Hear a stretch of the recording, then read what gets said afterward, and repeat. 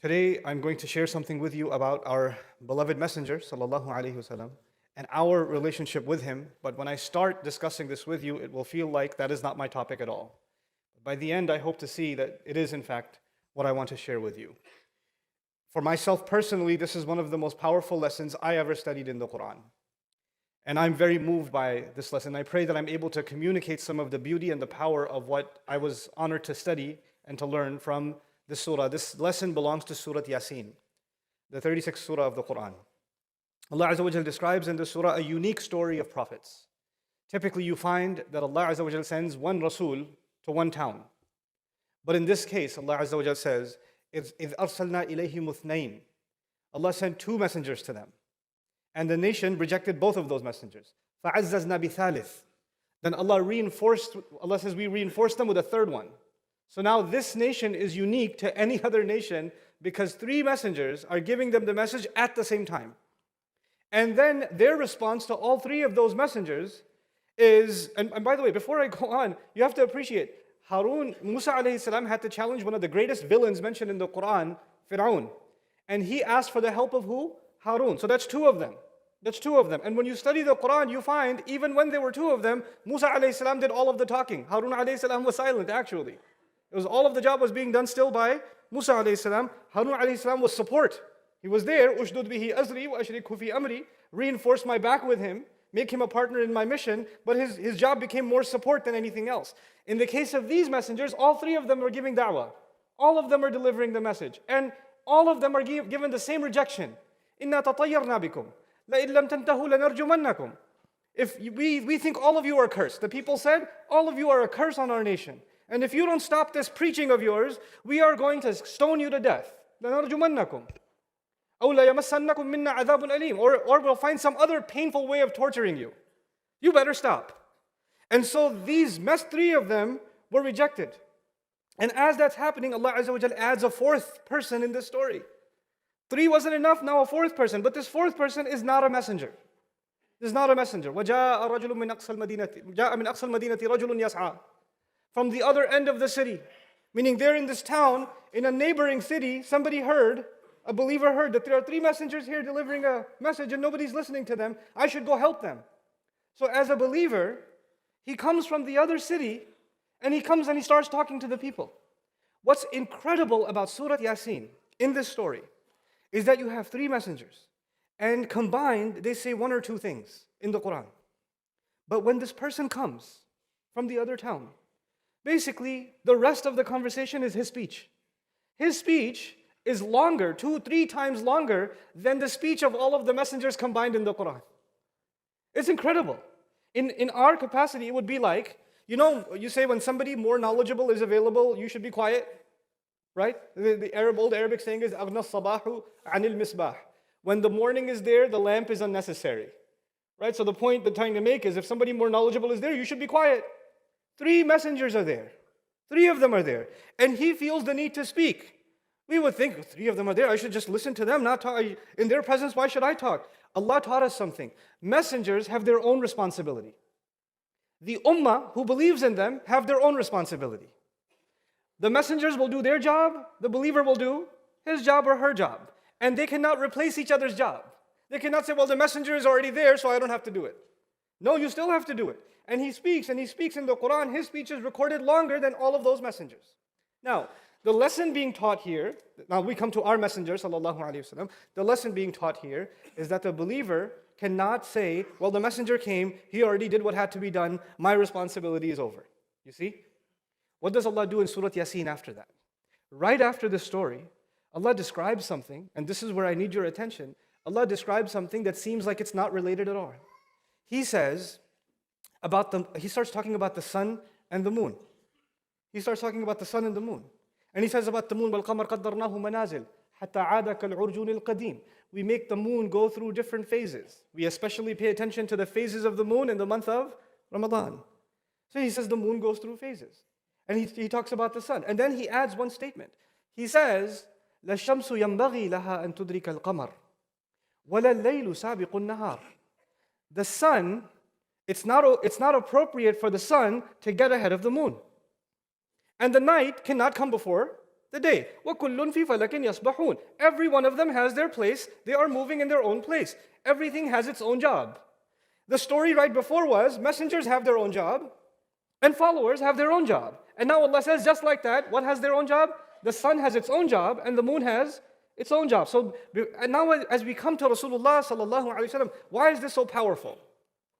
Our messenger alayhi salatu wasalam in Surah Al-Ahzab, Allah Azza wa Jal was describing him. He was talking to him and telling him what role he has to play.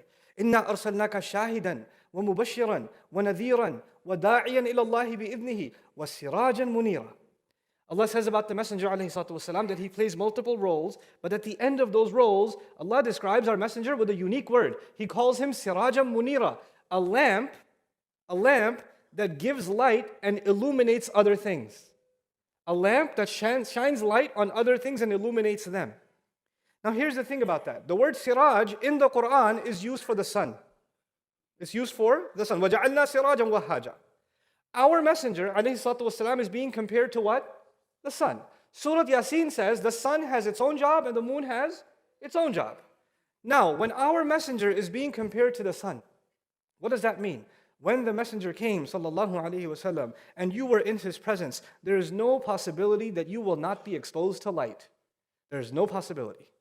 There is no possibility that darkness will not go away because the sun has arrived. But Allah Azza wa Jal's decree is that the sun will not stay in the sky forever. The sun goes away. And when the sun goes away, whose turn is it? It's the moon's turn. Our Messenger, sallallahu alaihi wasallam, is no longer with us. But who's still here? We're still here. And by the way, the sun is in the commanding position and the moon is a follower. Now we even know that scientifically. The moon is simply a follower. Pulled all of these planets and their moons are forced into the gravitational field of the sun. And the only reason the moon has any light is because it reflects the light of the sun. So we are living in dark times. We are like the believers who are living in dark times. And we are being compared to the moon. And the only light we have is the light shining on us through the darkness that actually originates from where? From the sun, from Rasulullah sallallahu alaihi wasallam. The iman of every believer is actually a reflection of the original teachings of Rasulullah sallallahu alaihi wasallam, like the sun shines on the moon. And now think about this. Allah Azza wa Jal gave us the sun, and the sun does not go through phases. The sun is perfect every time. But the moon, sometimes it's a full moon, and sometimes it's a very weak moon. Just like the believer, we don't stay the same. Allah Azza wa Jal described the heart of our Messenger sallallahu alaihi wasallam, لِنُثَبِّتَ بِهِ فُؤَادَكَ, so we can make your heart firm and permanent, meaning the light of Iman, the light of the faith of Allah in the Messenger's heart sallallahu alaihi wasallam is permanent. It's like the sun constantly burning light. When you see the sun, it's still there. When you don't see it, it's still there. It's still shining its light on the moon. But the moon goes through phases like a believer goes through phases. And sometimes the believer's iman is so weak, you can barely find it in the sky. حَتَّى عَادَ كَالْعُرْجُونِ الْقَدِيمِ. But even when your faith is so weak, know one thing. You are still representing the light of Rasulullah sallallahu alaihi wasallam. That is the, when you look at the sky the next time, when you look at the sky, when you look at the moon, you're actually looking at yourself. You're looking at yourself. You're reminding yourself that Allah Azza wa Jal chose this ummah to be around in the darkest of times so they can reflect the light of Rasulullah sallallahu alayhi wa sallam. وَدَاعِيًا إِلَى اللَّهِ بِإِذْنِهِ وَسِرَاجًا مُنِيرًا. What kind of responsibility does that put on you and me? You know what that does? It helps you understand what Umar bin al-Khattab radiyallahu ta'ala anhu said. He said, famously he said, أَنَا رَسُولُ رَسُولِ اللَّهِ صَلَّى اللَّهُ عَلَيْهِ وَسَلَّمَ. I am the messenger of Allah sallallahu alayhi wasallam. And he taught us something about being a member of this ummah. Every one of us is a representative of our messenger alayhi salatu wasalam. Every one of us. When we are obeying him and when we are disobeying him. When we are acting the way we should and when we are acting not the way we should. When we speak ill of others and when we speak kindly of others. When we control our eyes and when we don't control our eyes. That whether we like it or not, we are supposed to be reflecting the light of Rasulullah sallallahu alaihi wasallam. We carry that responsibility. And sometimes we don't do such a good job. It's not like the full moon.